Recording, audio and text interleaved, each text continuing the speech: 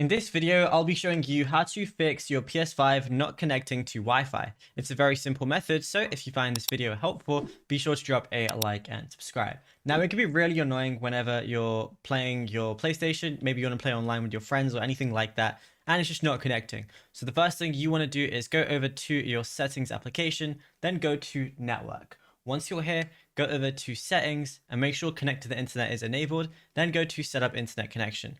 Connect to whichever one you want, but what I would definitely recommend doing is using a wired LAN connection, which is basically an Ethernet.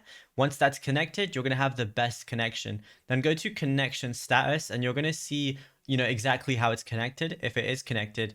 And then what I can do is I can view connection status, right, like so. It's going to show me all the different things.